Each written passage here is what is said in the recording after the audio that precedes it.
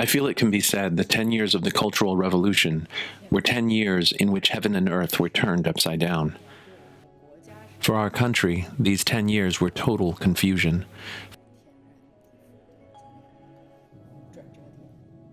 For my personal life, it was also a turning point of everything being turned upside down. But on the other hand, there were many proud accomplishments during the Cultural Revolution.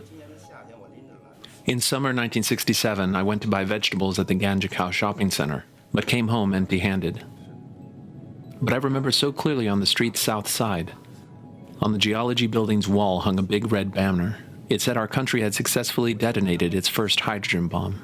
This left a lasting impression on me. At the time, China was facing internal disorder, yet could still achieve this.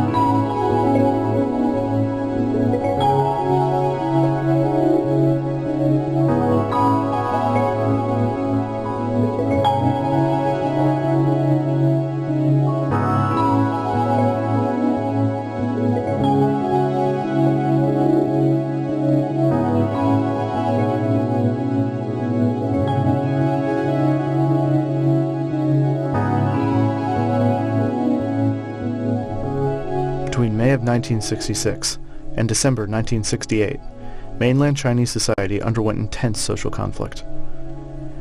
As mass conflict was subsiding, China's leader, Mao Zedong, directed a series of social engineering programs that came to an end in the years following his death in 1976. This decade between 1966 and 1976 became known as the era of the Great Proletarian Cultural Revolution. Mao Zedong was the most famous leader of China's Marxist-inspired socialist revolution. In May 1966, he initiated an attack on leadership in the Communist Party whom he believed had failed his vision for socialism. Supported by Mao's allies, groups of young faculty and students at universities and schools in Beijing began denouncing the educated and cultural elite for undermining Mao's vision of benefiting China's peasants and workers. At first, these faculty members and students wrote their denunciations on what were called big character posters, which they pasted on campus walls. The students quickly adopted the name Red Guards, emblazoned it on red armbands, and began detaining faculty members and administrators to publicly criticize and humiliate them until they confessed to the failings of which they were accused. When Communist Party authorities attempted to control the students' activities, Mao's allies had them dismissed, and the students subjected them to rituals of humiliation called struggle sessions that came to include physical abuse.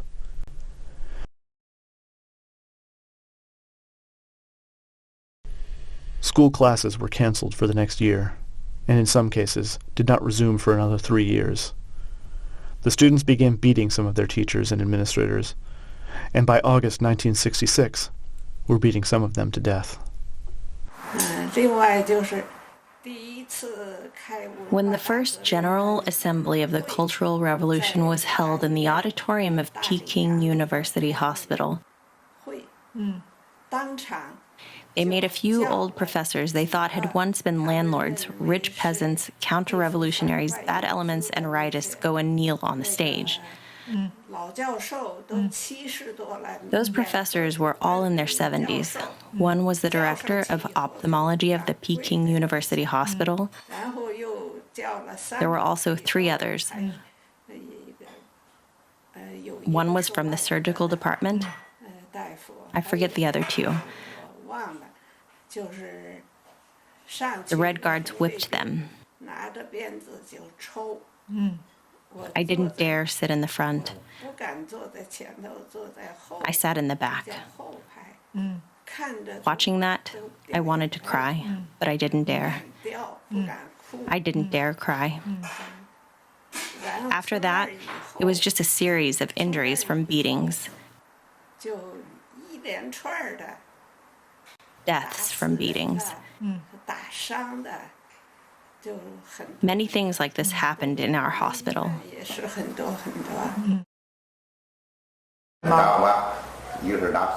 The Red Guards hit my mom with a belt with a buckle. They hit my mom, hit her really hard. Her entire back was swollen, totally covered in broken blood vessels. At the time, we were little. We watched and were really scared. One feeling was fear. Another was hate. Police did not intervene. Rather than call for calm, Mao praised the Red Guards and called on students across the nation to come march in Beijing in a grand link-up, to meet him and carry the Red Guard movement back to their hometowns. Chairman Mao was actually quite far away from us. He sat in a car and waved while it drove along. Actually, we couldn't see him because we were so far away, but we were all excited. Everyone wept. It was because we never imagined. It was the first time for us to come to Beijing and see Chairman Mao. Our feeling toward Chairman Mao was that he was the Red Sun. I remember it deeply. We would respond enthusiastically to whatever he said.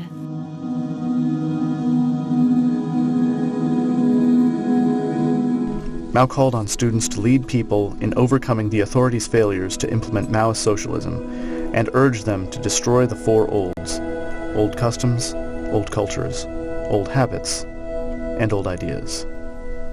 Red Guards ransacked thousands of homes, businesses, libraries, museums, temples, and tombs. Our neighbors' kids were older, middle and high school students. They were burning books, and we little kids just stood there watching them. They asked, "Do you have any four olds books at home?" I didn't know, but it seemed that we had some old books. They told me, "Go get those books, and we'll burn them." So I ran back home and took a series of my father's books from the shelf. I took them out because I saw old pictures, classical Chinese paintings actually, on their covers. But actually, I didn't know what books they were. And then I went back to those people and burned the books with them. Even after I burned the books, my family didn't dare to criticize me. The Red Guards came and burned all of our old books.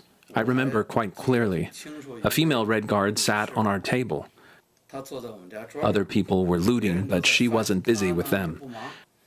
She just took some hair clips my mom had just bought and pinned the whole strip of them to her head, one by one.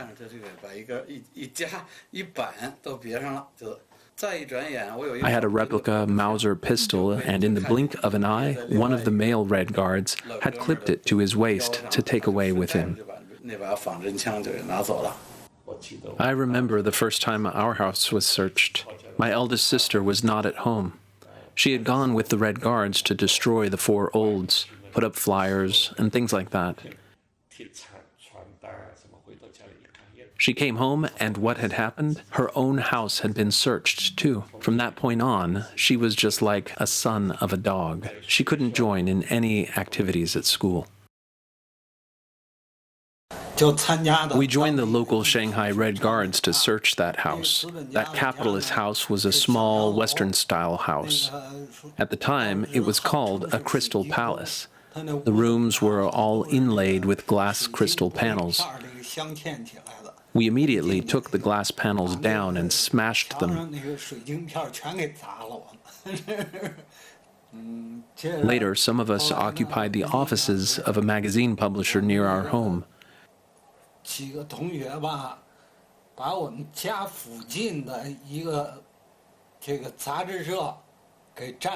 We organized the Red Guards ourselves, outside of our school.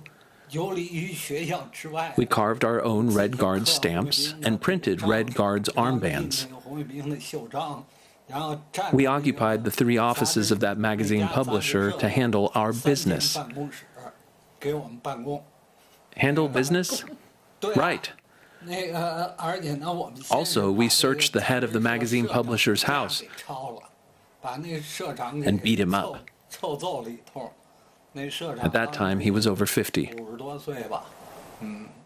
By mid-September, Red Guards in Beijing had killed nearly 1,800 people or driven them to suicide. This Red Guard violence against people and property spread unchecked throughout China. After I started elementary school, there are some things I really remember. One was that our security guard killed himself. What could this old guy have possibly done wrong? Even now, I don't understand. Then, there was a teacher who slashed his wrists, but didn't die. I don't know whatever happened to him. I had just begun to understand how things worked, and these are the kinds of memories I have. We lived on the first floor of our building. On the third floor lived a couple, a pair of engineers. One day, the husband and wife hanged themselves. Oh, the two of them together? Yes. I felt bewildered. How did they hang themselves? Our home was set up the same way as theirs. I kept thinking, how did they do it? Where did they put the rope?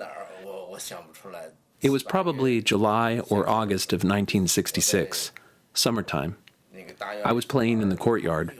Someone shouted, there, that building, it's happening again. Everyone ran in that direction. The next day, there was more shouting. Someone else has done it. So many suicides in such a short amount of time. It was a surreal feeling.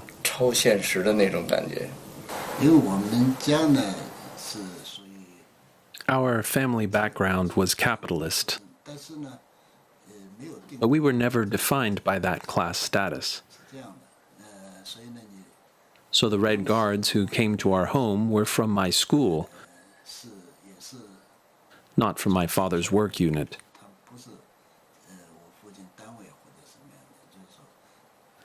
One of them was a girl whose father was deputy head of the party school then.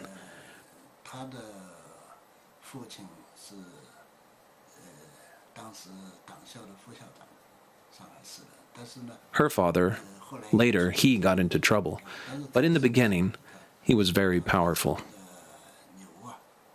What they came for was any gold we had. At that time, my father didn't want to involve us. He believed that we were too young to tell us too much. So he had turned all the gold over to a friend. That friend betrayed him by telling the Red Guards, who then came over to ransack our home. My mother still kept some jewelry to pass down to us children in the future. She refused to tell them anything. So they beat her with an iron chain. They beat her all evening. I couldn't understand these people. They had parents too, and especially that girl who was the leader. She was my classmate. She wanted to show off how aggressive she could be, show how revolutionary she was. But later on, her father also got into trouble and was brought down. And she was kicked out of the Red Guards. So how did she herself feel? Probably down to the present, she's never come to grips with this problem. So others tell me. I don't like to go to class reunions because of her. Later on, I heard she's never come to terms with the Cultural Revolution.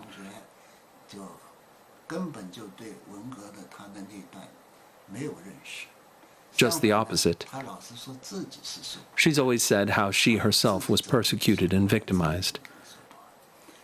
So I think that many people did bad things during the Cultural Revolution that they should acknowledge.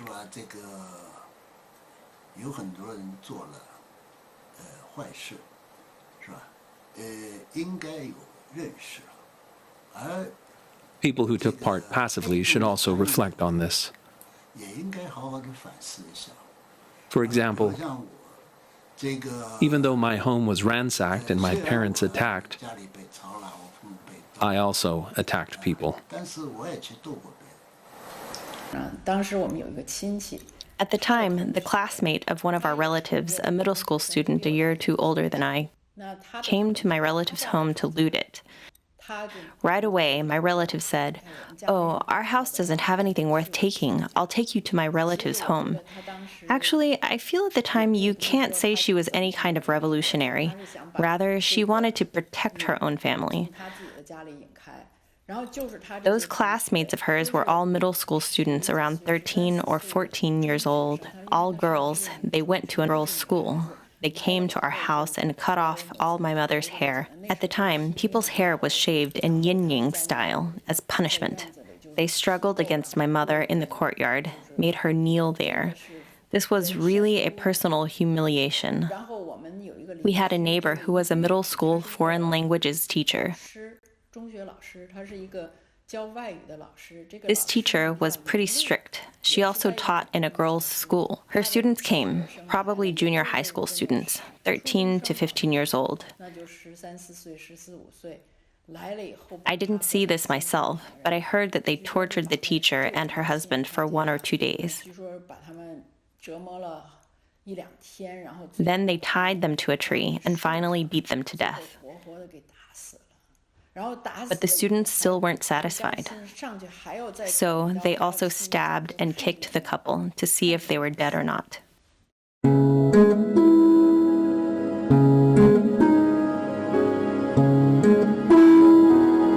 The ever-expanding scope of violence pulled Red Guards into warring factions. These factions were broadly divided between loyalists, who supported officials who had been in positions of authority when the Cultural Revolution began, and rebels, who sought to displace these officials with new revolutionary committees. Disputes over strategy and competition for leadership further divided these factions.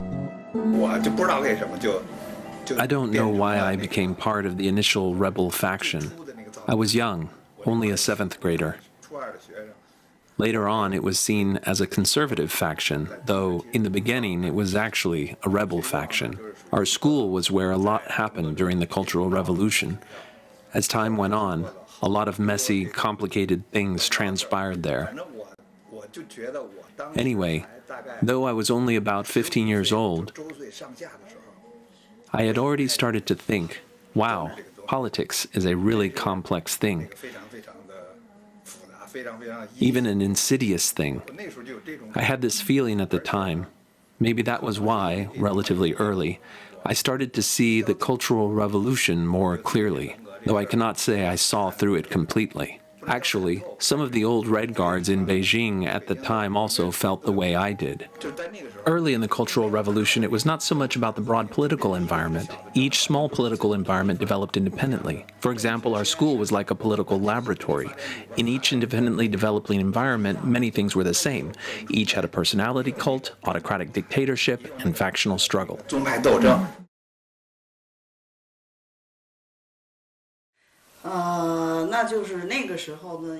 I was 14 or 15 years old at that time, and I felt the world suddenly changed. I lived in a university faculty residence compound. All of my neighbors were prestigious intellectuals. The relationships between us all were bound by etiquette. It was a very polite environment. But suddenly, at this time, it turned into a place where people could just casually be beaten up. The compound also became a place for cow demons and snake spirits. I remember an old man in our building who was very elegant. He liked calligraphy and raising crickets. One day, all his cricket jars were smashed and he was beaten. It was the first time I saw someone be beaten. It was horrible. At the same time, not only did the place I lived suffer a disaster, but so did the school. What is engraved on my heart is this. One day, I was made to sit in the middle surrounded by the crowd. Those in the middle were made to admit we were sons of dogs. I was forced to explain my father's problematic history. It was as if our files were made public and everyone knew what my father had done in the past. At that time, our class had some core members of the Red Guards. What was unforgettable was that suddenly people were divided into ranks. It seemed to them I was no longer a successor to the revolution, but their enemy. This was a horrible thing. Those students did it themselves. They could do whatever they wanted to torture people. That impact was just like a drowning calamity, because I was so young. If you find out you're one of the cow demons and snake spirits, you feel such shame. You can't hold your head up. You can only cry. I still haven't shaken off that feeling of inferiority. Then, people were out in the streets, beating people and shaving people's heads. I can hardly describe it. This kind of memory is one page in my coming-of-age story. Then later, we suddenly had the right to set up an organization. We could also create organizations and rebel. Rebel against the bourgeois reactionary line, blame Liu Shaoqi and Deng Xiaoping for it all, for labeling us sons of dogs because of our family background. We now had the right to rebel. Now, nobody was innocent, because we also set up a Red Guards organization. We could also go into the streets, participate in so-called rebel movements, plan to persecute other people, and even take part in violent struggle. Although we did so inconspicuously, we were still following along, waving flags and shouting. We attacked people. No one in our group was uninvolved. I don't believe there were really any bystanders. Born in such a family, if you wanted to prove you were revolutionary, right? The only way was to join the movement. How many people can say, I didn't join the movement, didn't pay attention? I don't know. But I knew I wanted to work hard to do well, to show I was a member of the movement. What kind of people there are results in what kind of leaders. The so-called Four Greats, Mao Zedong, was made by our uproar. In that era, I described myself as ashes from a volcanic eruption. After the eruption, we were all bits of dust in the falling ashes. Starting out, it was burning hot. But after turning to ashes, it was a kind of loss.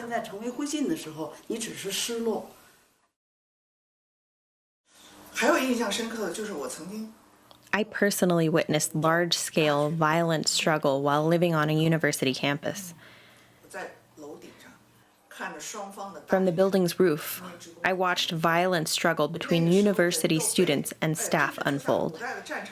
It was like the ancient battlefields, people holding long spears, throwing stones, the two sides fighting for a while, then retreating. At that time, we didn't understand that it was actually a break in human relations. Relationships broken during the time went on that way for years.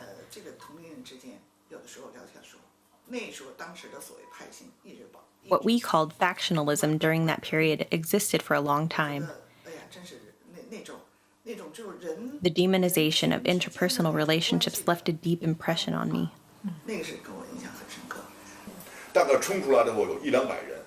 Probably about 100 or 200 people rushed in. Some people have said 200 or 300. Anyway, it was dense. The entire road was full of people. So I went up and smacked him with the stick. Bang!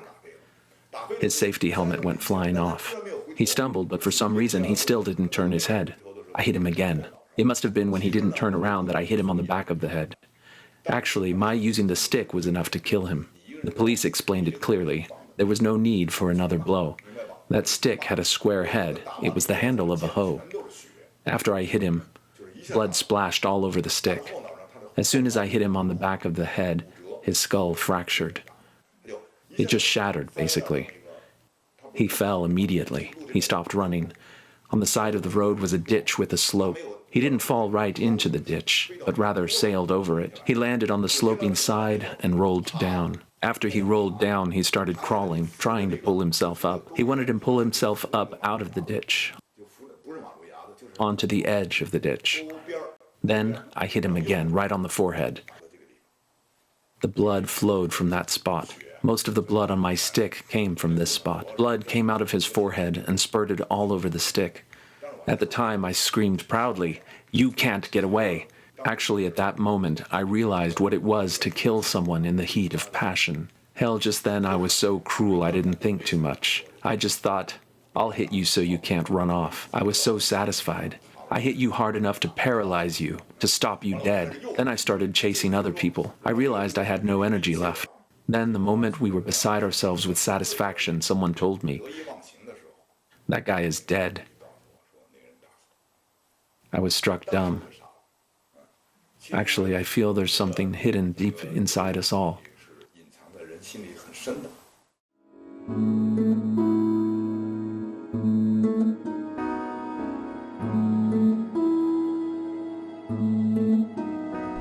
In his vision of socialism and his exhortations to the Red Guards, Mao Zedong acted in the name of peasants and workers in industry and skilled trades, known as the Red Classes, whom he saw as embodying communist ideals. Yet when the Red Guard movement began, most workers and peasants tried to avoid becoming involved. So you belong to an upright, very red family? Right. So during the Cultural Revolution, our family was still quite stable.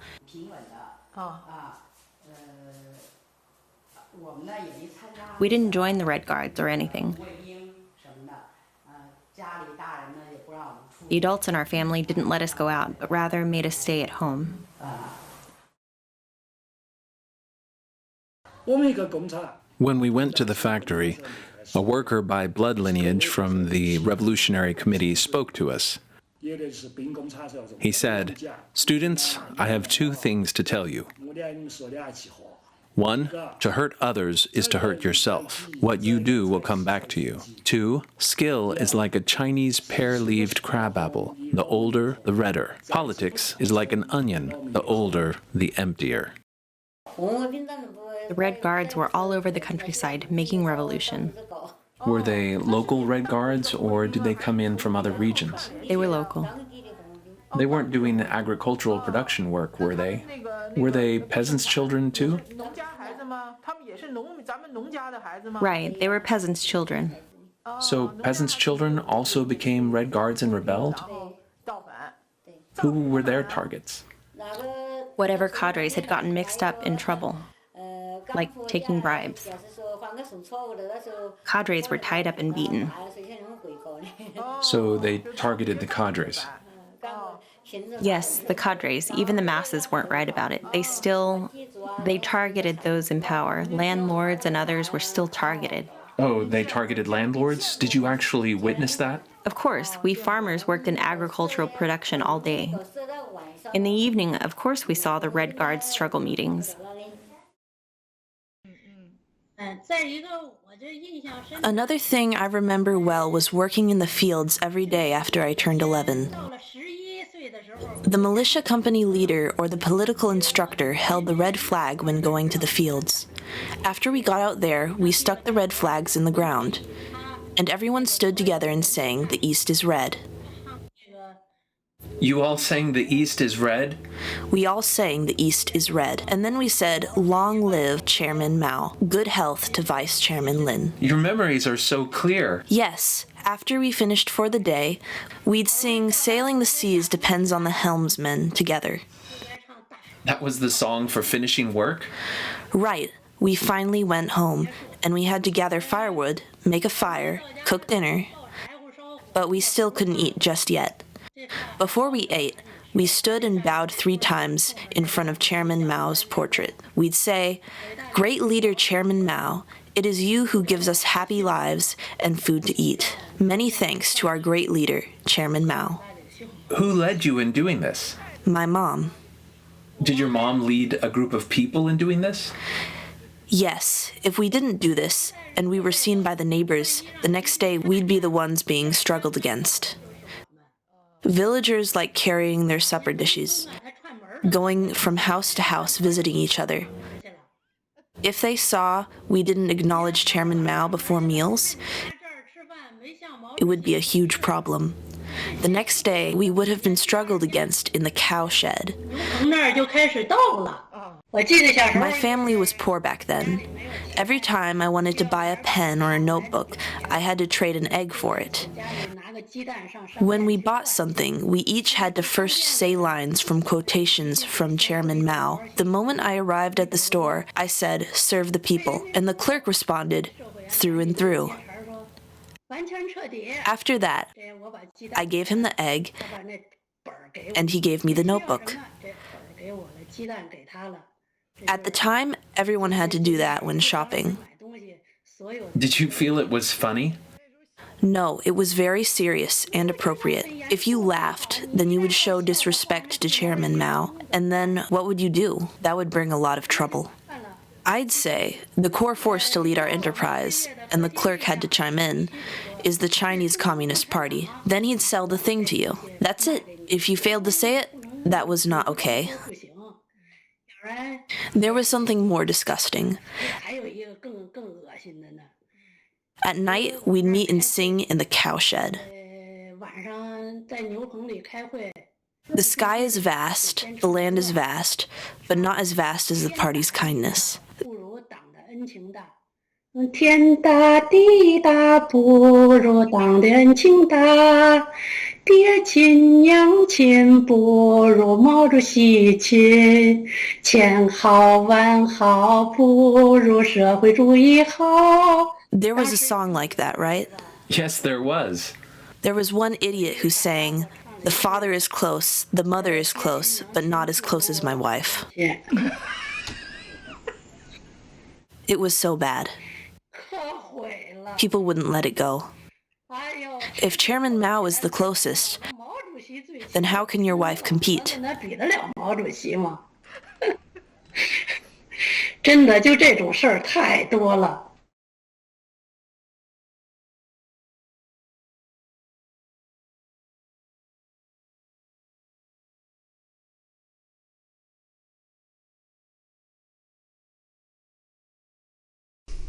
New Red Guard-supported revolutionary committees began seizing control of communities and workplaces. In turn, citizens formed local armies, using any weapons they could obtain to defend against these takeovers. Workers and peasants were drawn into loyalist and rebel factions, which often included men and women with military training. These factions drew support and weapons from local civilian militia units, from provincial People's Liberation Army garrison units, or from People's Liberation Army units under direct central government military command. All of these organizations reached the point of clashing with each other. I lived in a remote village in Shandong province, one of the most grassroots-level places. I myself was born into an impoverished peasant family. I have a memory of the violent struggle. In our village, peasants were also divided into two factions. One faction had more people. It and a large work unit for a state-run enterprise had split into two factions. The work unit was going to send a huge group to massacre our village.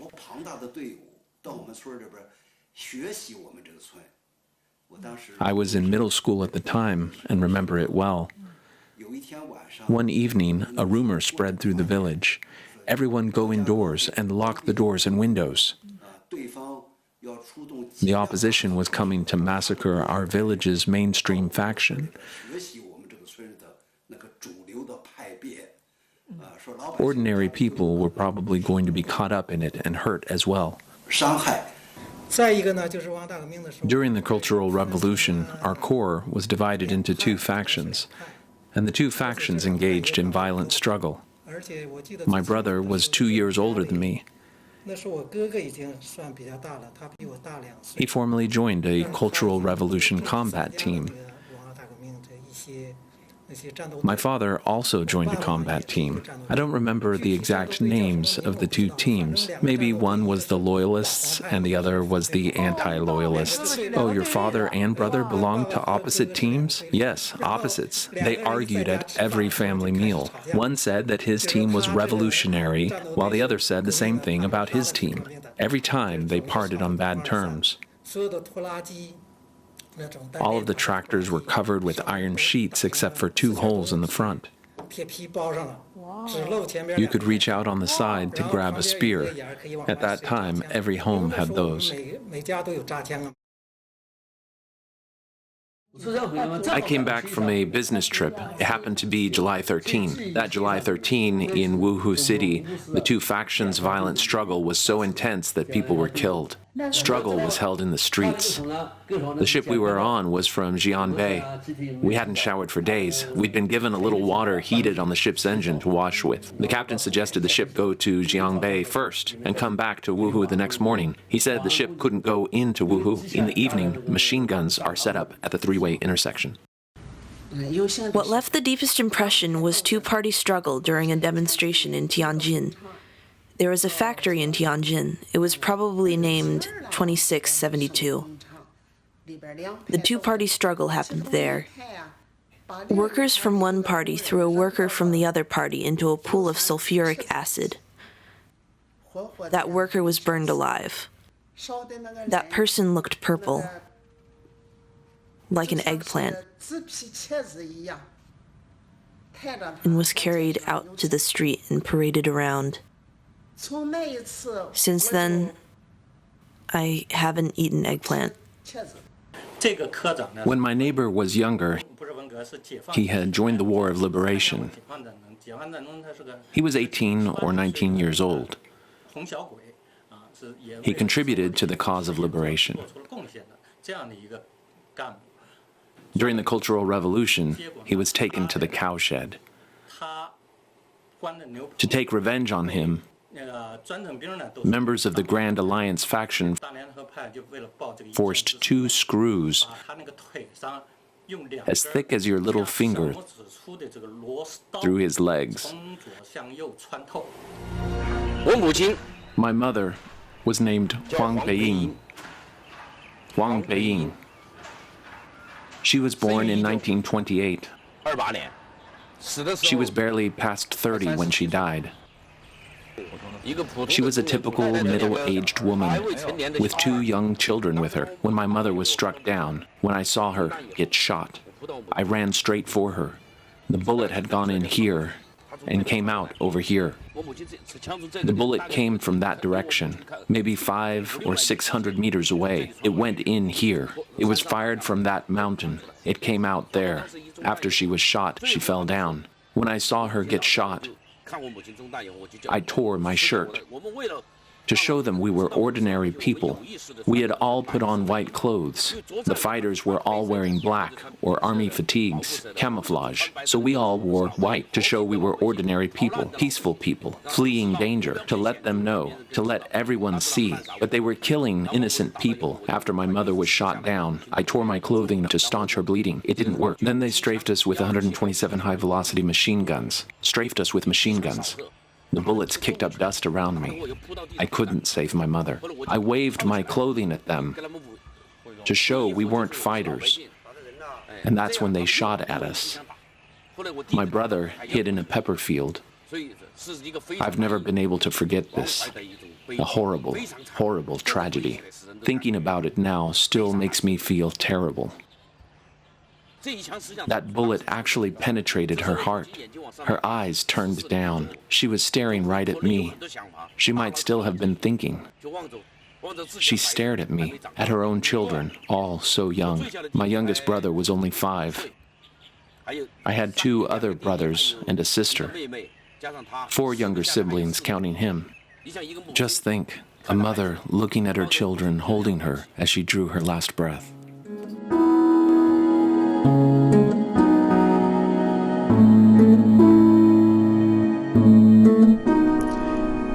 Belief in Mao and in the revolution was a cause and often a pretext.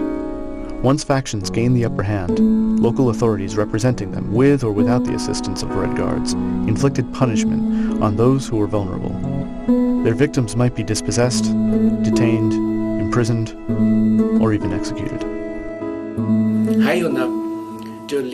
Originally, the relationships between households were quite harmonious. Later, during the movement of ransacking and looting houses, there were some relatively prosperous people, senior intellectuals and former capitalists, who lived in rather large houses. But they were the housing authorities' houses. They weren't privately owned.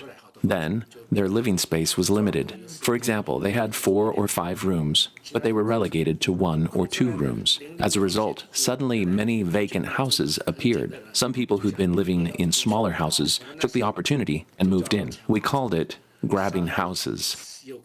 For a period in Shanghai, this was a trend. These relatively poor people who lived in close quarters united together and moved their stuff into wealthy families' empty houses. I was in Yunnan province in the town of Banqiao in Shilin County. My father was a demobilized serviceman. After being demobilized, he'd become an accountant for the production brigade. You're from an ethnic minority, aren't you? Right. Would you mind telling us which group? I'm Yi. I don't know which faction my father belonged to, but he was taken away to be struggled against. After a few days of being struggled against, which included being beaten, he couldn't stand it. My paternal grandmother had passed away early. None of us knew her. She died before my father was demobilized. With that situation and being struggled against, my father couldn't stand it, so he hanged himself. The morning after he hanged himself, the authorities came. They wouldn't let us buy a coffin. They just took an old woven mat and wrapped him up. Then they put up a scarecrow in front of our house. Then they made my mother join in a parade. They said that my father had committed suicide to escape punishment. So a little over a week later, Red Guards came to ransack our house. They turned the place upside down, looting until we had almost nothing left besides a thermos. In 1945, my father graduated from Shanghai First Huashan Medical School and worked as a doctor in Huashan Hospital. So when my parents moved to Jinan, our income was fairly high. Before liberation, many of my father's classmates had gone to Hong Kong, Taiwan, Europe, and the U.S. So he had a lot of overseas connections. So during the Cultural Revolution, this caused him to be named a bad element. And finally, to be labeled a historical counter-revolutionary. During the Cultural Revolution, our family went through a lot. I have a sister 8 years older than I. She was young at the time, just a middle school student. When my father was labeled a bad element, she decided to make a clean break with him. Then she changed her family name and moved out, quickly going down to the countryside. Actually, at that time, there were more than a few people who behaved like your sister. Quite a few. What's more, she was just a teenager and really was brainwashed. Also, she didn't gain anything. Other people were fighting, seizing power, and at least seized a little power, but she got nothing.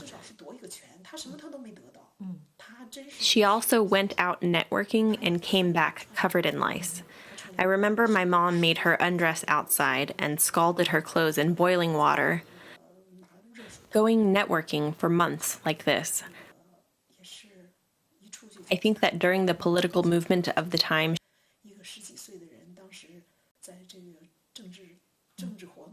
she was just a teenager who thought what she was doing was correct. My father lived to be 88. Before he died, he had a stroke. After the stroke, he didn't recognize me. He remembered very few things. But there was one thing he kept repeating. I am guilty, and I will rectify it. When the Cultural Revolution broke out, I was in the 3rd grade.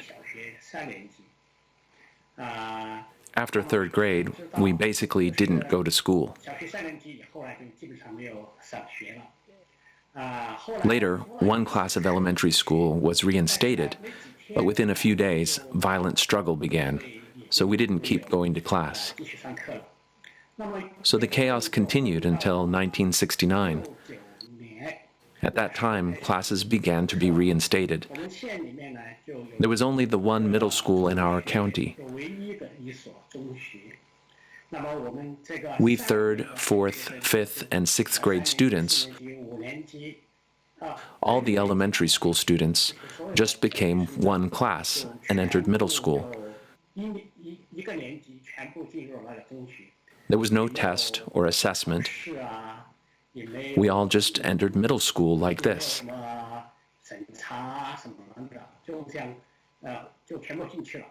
After the last year, we were to go to high school. Junior high was almost over, so we would go to high school. After 2.5 years of junior high, they wanted to let us matriculate early and go to high school. First, we had to take a test to be admitted based on our score. At the time, I tested first of my entire class. So I was quite proud of myself, thinking I'd get to enroll in high school. Okay. On the morning of the day they were going to announce who would attend high school, they prepared to have an afternoon meeting to announce who would go to high school. The others wouldn't be able to. That morning, the head teacher of our class came to talk to me. He said, "There is a problem with your dad. You can't go to high school." I was blindsided. Before this, my paternal grandfather had said my dad was a worker with nothing wrong in his background. How had he become a bad person? Just after liberation, when he was only 15 years old, he had joined the Liberation Army.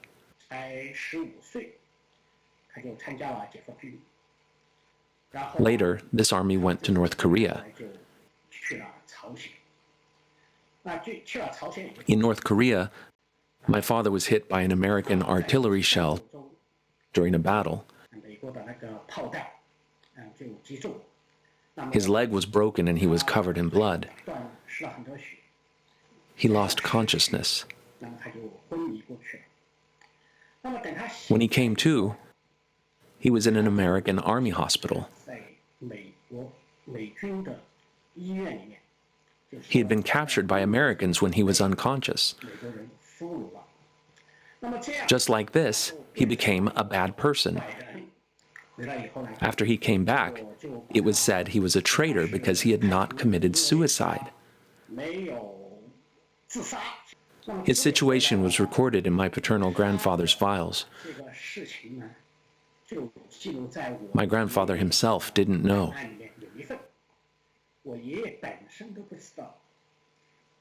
Then it was discovered that I was not as good as I usually boasted, a poor peasant and all that. There was a problem with my father. Then I was sent down to the countryside. At the time, since I felt I was someone who'd committed a crime, to be completely honest, I worked conscientiously in my labor. If the leader said to do something, I did it very sincerely. Around 1967 or 1968, I was imprisoned. Because my family had overseas relations and we were Christians. My father was suspected of being an American spy, receiving overseas remittances and corresponding with people overseas. I had a lot of siblings, and most of them took an evasive attitude. Some even made a clean break with our father. Only I wanted to get to the root of my father's problems. I cast myself into the net. As a result, I was arrested too. After being imprisoned 3 or 4 months, I wanted to kill myself. I found no hope in life. Every day, thousands, tens of thousands of people condemned me, trampled me underfoot. No one considered me a good person. What was the point in trying to stay alive? My only thought was suicide. At that moment, one of the women whose job was to watch me made me dismiss the idea of suicide. In the cold of winter, I was wearing padded cotton clothes, but still shivering.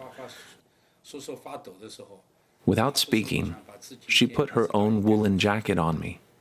A younger person said to her, "Sister, something bad will happen to you for doing that." Another said, "He's a bad guy. Why are you being good to him?" That woman said, "In these times, who knows whether he is good or bad?" These ordinary words touched me deeply. In that situation, there was still someone who did not consider me a bad person. So I just gritted my teeth and kept on living. I quit thinking of suicide. She is my savior.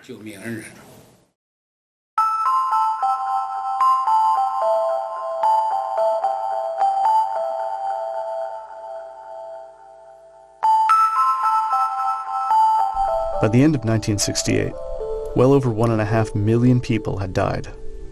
For many of the urban educated elite and students who had finished primary school, life was about to take another sudden, unexpected turn. Is it possible to determine whether this moment affirmed the continuity of Chinese beliefs, or initiated a break in them?